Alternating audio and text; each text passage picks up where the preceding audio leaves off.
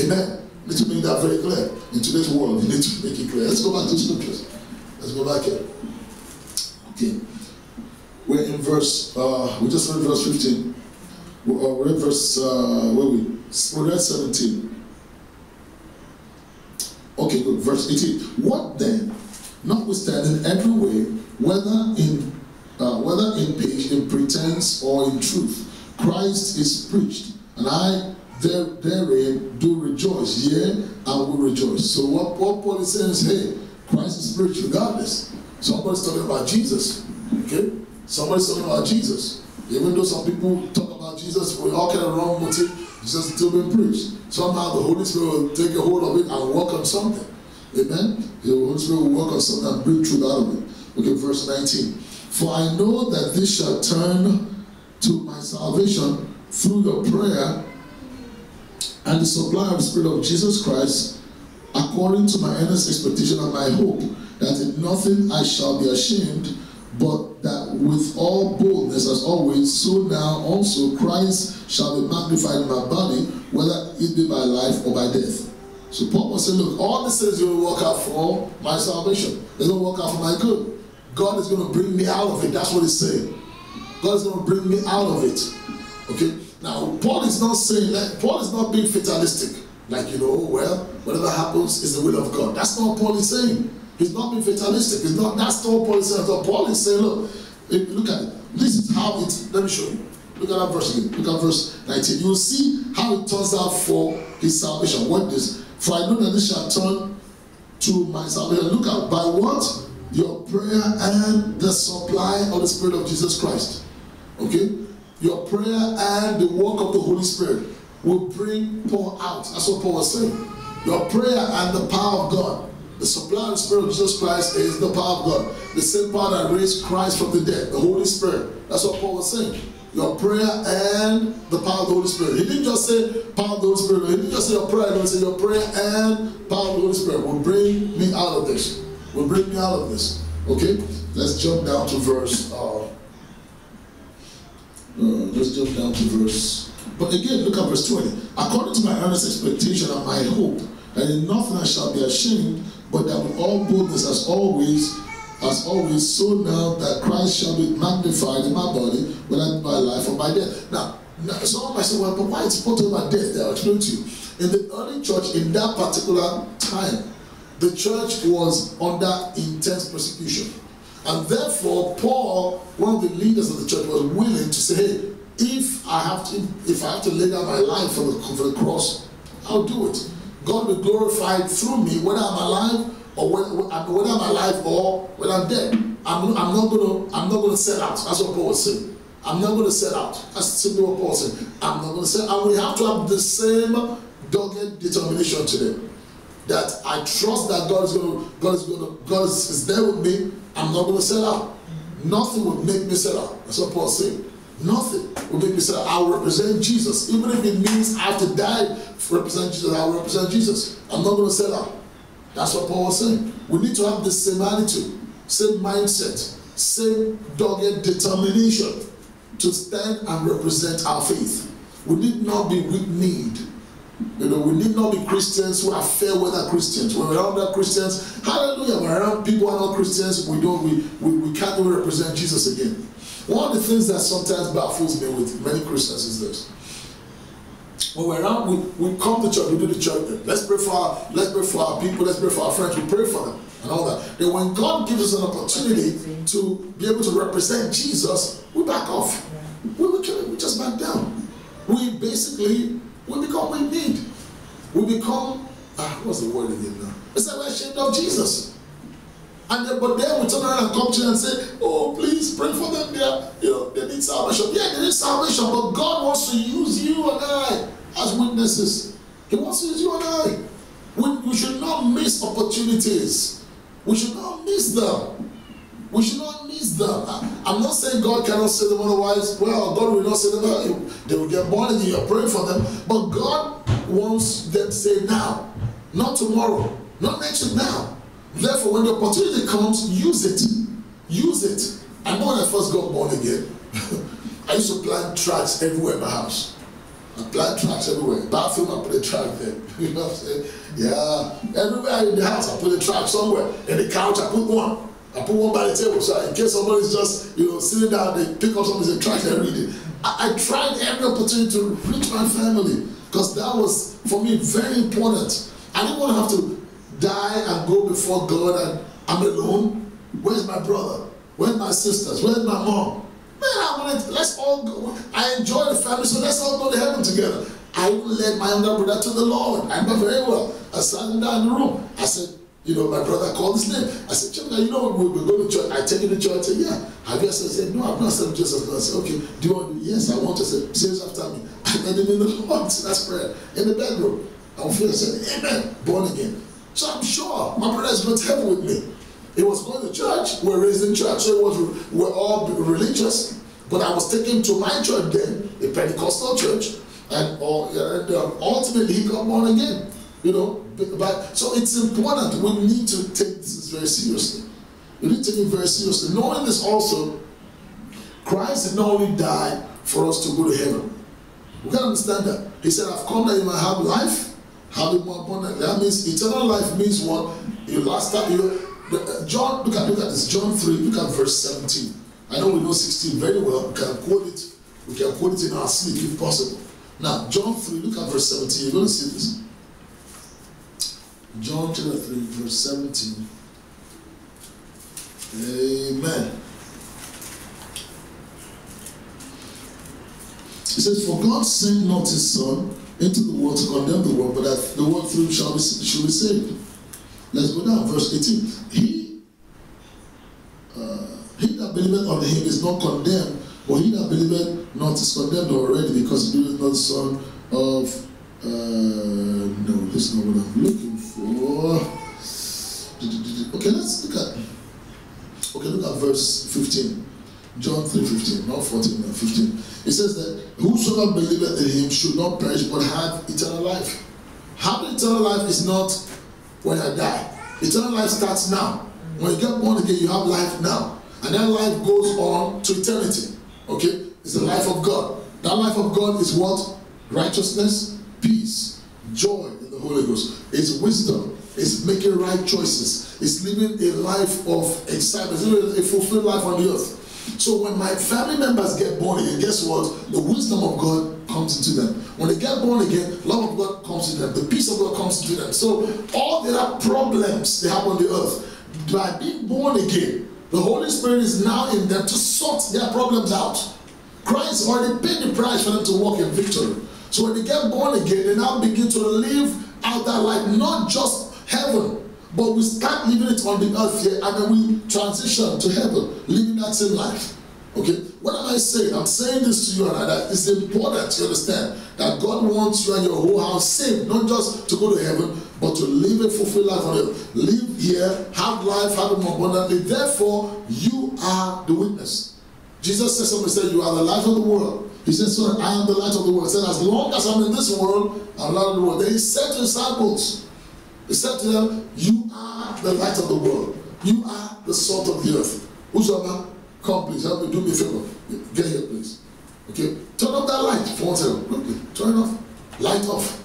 Christ is saying to you and I, don't worry about it, this is going to come. Christ said to you and I, when you see your family members who are not born again, they are in darkness.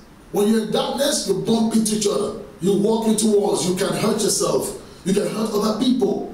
You can make a bunch of mistakes when you're in darkness, but turn on the light. When the light comes on, you see. And the Bible says, we are the light. We are the ones that bring them significance, that bring them clarity. Therefore, let's not lose our opportunity. Paul, go back to Philippians now. Paul was saying, I am not ashamed of the gospel. I represent all the time. All the time. Even if it means I have to die representing, I'll do it. Look at the next verse. 21. For to me to live is Christ, and to die is gain. For me to live is Christ, excuse me, and to die is gain. No, that's how we used to read it before. But look at what it actually says. We say, for me to live is Christ. That's not what it says. Look at what it says exactly in the King James. For to me to live is Christ. Wasn't saying the only way I live is Christ. For to me, life is Christ. That's what it's saying. Life has no essence outside of Christ. That's what Paul is saying. For to me, to live is Christ. When it comes to me, to live, for me to live at all, Christ. Christ is all about Christ. That shows how important Christ is to you. For to me, to live is Christ. For to me, to live is Christ. To die is gain. Why is it to die is gain? Let's go to the next verse. He explains it. But if I live in the flesh, this is the fruit of my labor. Yet, what shall I choose? I would not. Paul will say, basically, I have a choice. I preached that before. I'm not going to go there today. But I preached that before. The Bible says in Psalm 91, with long life will I satisfy you. That means that you have a choice. If I say I want to satisfy you, I don't choose what I don't choose for you. I ask you, let's go to a restaurant, choose whatever you want to choose. I want to satisfy you. So Paul is saying here, in the midst of what Paul said earlier, that I'm willing to die for the gospel, Paul is still saying, for me to live is Christ. To die is gain. Now Paul was saying, look at what it says there. Look at verse 22. But if I live in the flesh, the fruit, this is the fruit of my labor. More or less, you guys are why I live. The reason why I'm living is you guys. Or let's apply to us. Let's apply to us today. What does that mean? The reason why God has us on the earth is what? For people.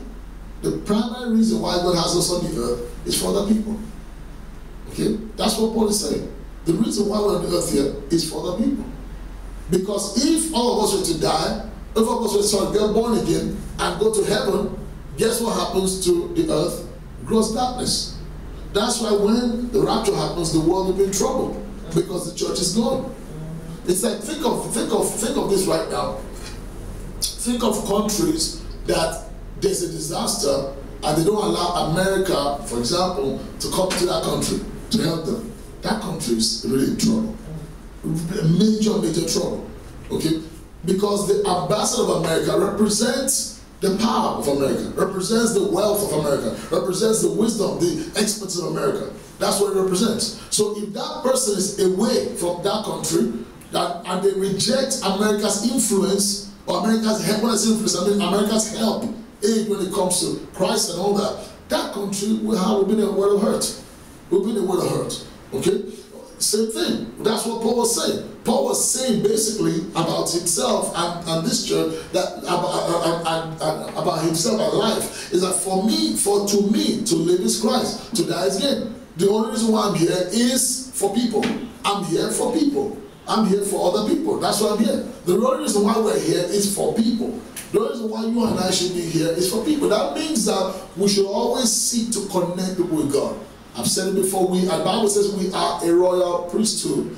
A priest connects heavenly resources with earthly needs. We're like an ambassador. We connect people's problems. When someone tells you a problem, don't just get religious or don't get emotional. Okay? Let your love abound in knowledge. What do you know about that? What does the Bible say about it? And wisdom, discernment. How can I help this person best? And that Bible says that you may approve excellent things. Don't just hear, oh, somebody's sick, oh, sorry, don't get all that emotional. That's fine, you can do all that if you want to, but step to the next level. Jesus took their infirmity and bore their sickness. With his stripes, they're healed. Then wisdom, discernment. How can I, Holy Spirit, how can I be a blessing? How can I reach out and minister and help? How can I support? How can I be an outreach? How can I show your love? How can I show the compassion, the finished works of Jesus? How can I show healing to that individual in that circumstance? Discernment, wisdom, the voice of the Spirit of God, depending on God, asking God for direction. How can I do that?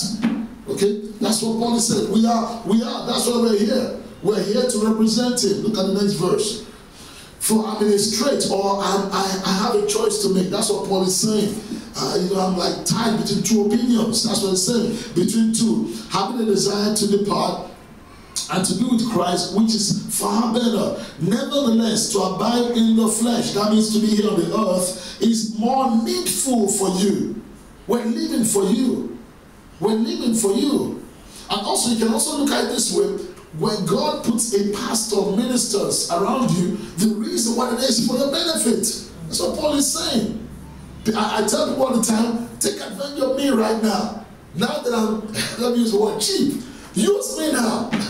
Use me. You have my number. You read the Bible, you understand something? Blow my number. Hey, pastor, I read the scripture. I don't understand. Send me an email. Go on. Get on the website. Send a message on the website. fountainoflifeinternational.org. Come on, send something there. Send me a message. I read something, but I didn't understand it. Send me an email. Go there. fountainoflifeinternational.org. Send me a message there. And I'll reply to you. And I'll reply to you. I'll send a reply to you. Amen. Use me now. Amen. Just throw that in. Nevertheless, verse 24. Nevertheless, to abide in the flesh is morning food for you. 25. And having this confidence, I know that I shall abide and continue with you all for your furtherance and joy of faith, that your rejoicing might be more abundant in Jesus Christ by me and by my coming to you again. So Paul, even though Paul said, look, I'm ready to die for the gospel, said, look, it ain't happening anytime soon.